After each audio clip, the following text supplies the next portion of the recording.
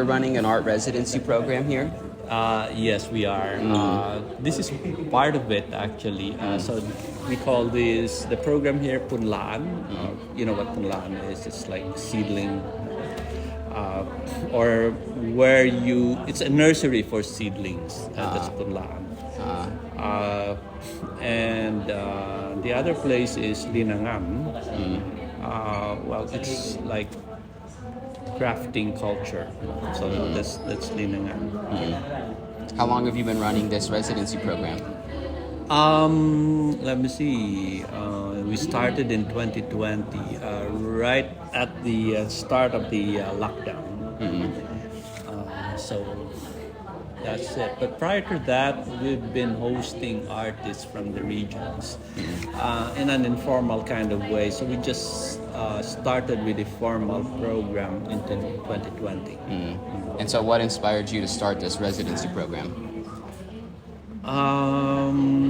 The desire for art to make more connection to a bigger context like our society, our communities, in ways that are more meaningful than just another pretty picture on the wall. You know? So it's a realization that art is about ideas, about worldviews, about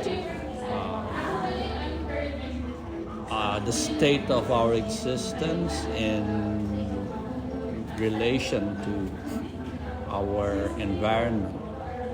So something like that. But it's very broad and eventually very narrow to the individual. So it's those dynamics that we're kind of dealing with. The topics that you talked about today, why did you choose those topics to talk about? Well, the whole idea is to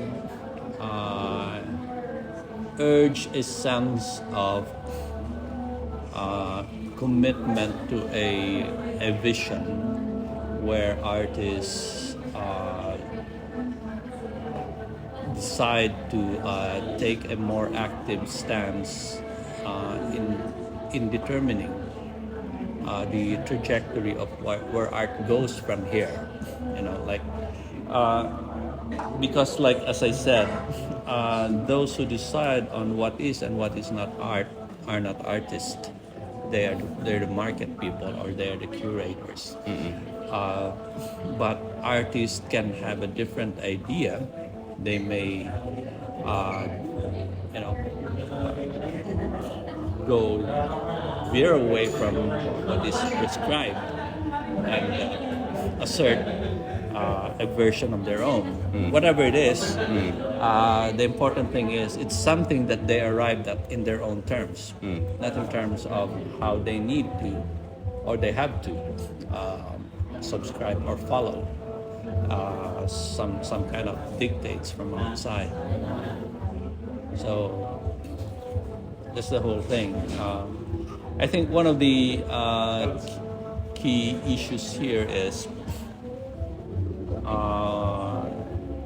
the exercise, the creative exercise is all about the affirmation of the freedom of the individual.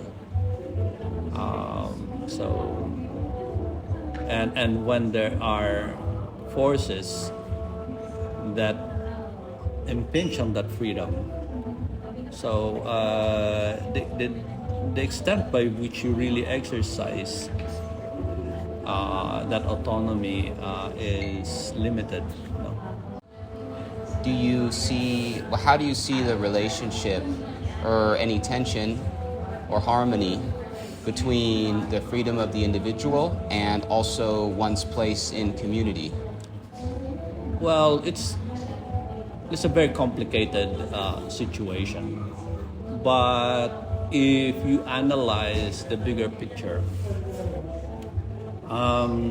things are actually governed or run by bigger powers, and the intention is not altruistic.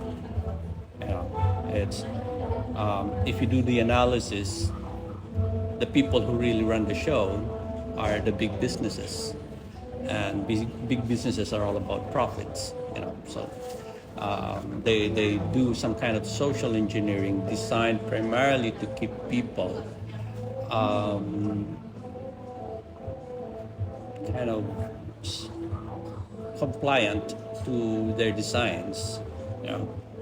And in a very subtle way, they don't that people are not even aware that they are being governed by such machinations, you know.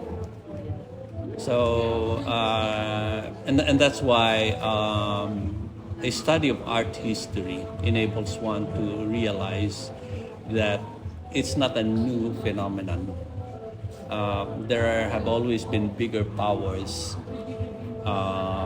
who use art as an extension of ideologies in order to justify and kind of implant a way of looking at the world and understanding the world that justifies a given social order.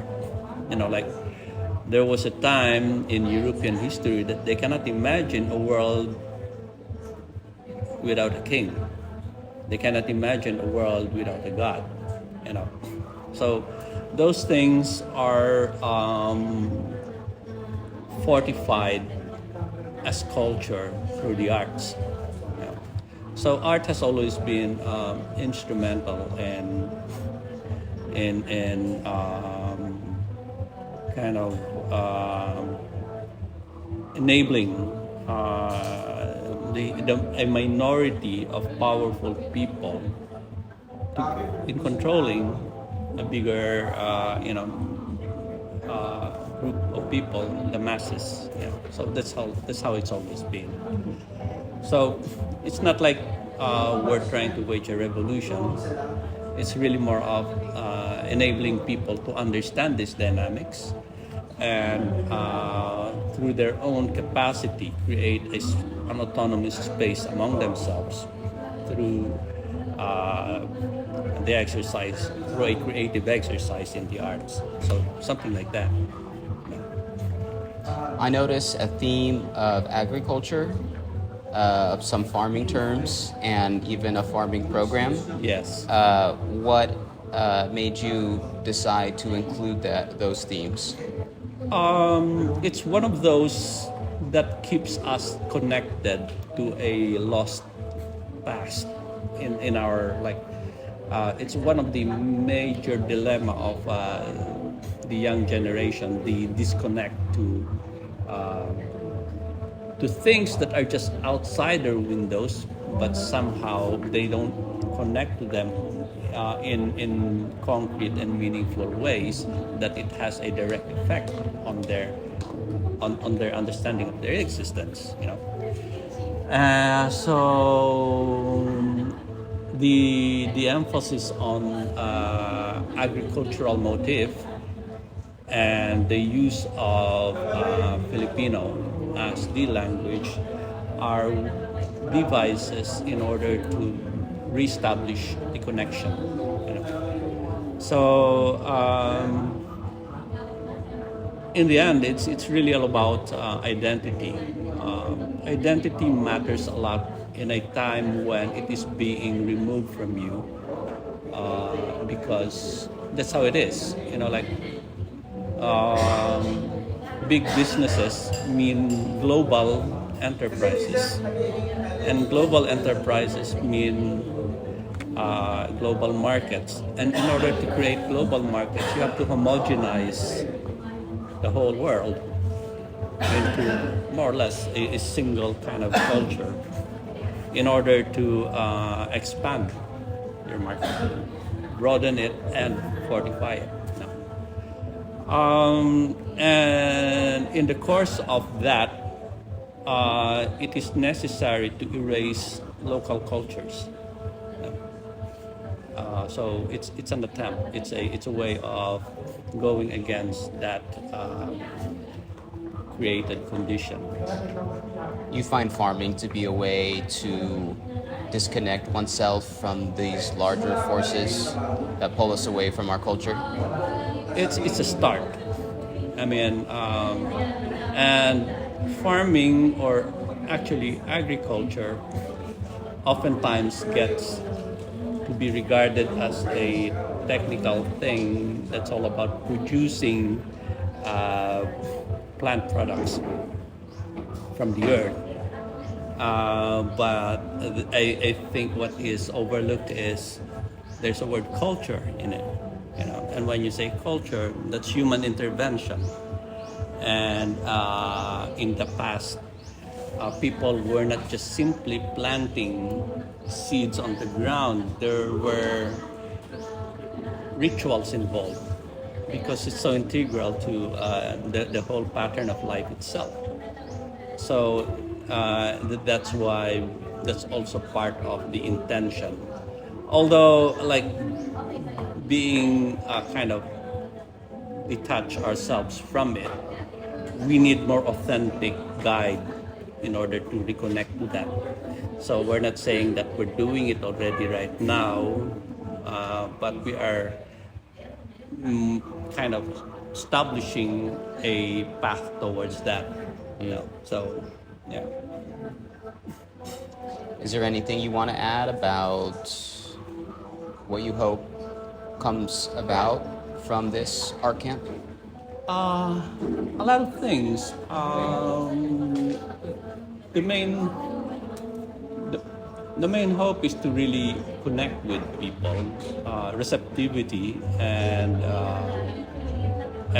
the expansion of a shared vision through that receptivity, and a realization that we really need to have a higher level of unity, because in society, artists are probably a very privileged class or sector, in the sense that they are one of the few in society who do not need to be subjected to the same patterns or routines that most other people have to go through on a daily basis. We don't do 9-to-5 jobs, at least many artists do not have to do that. Thus enabling us to have a better understanding of how things work. You know, like we do not need to be subjected to a single perspective of life, because we're not confined to just one pattern.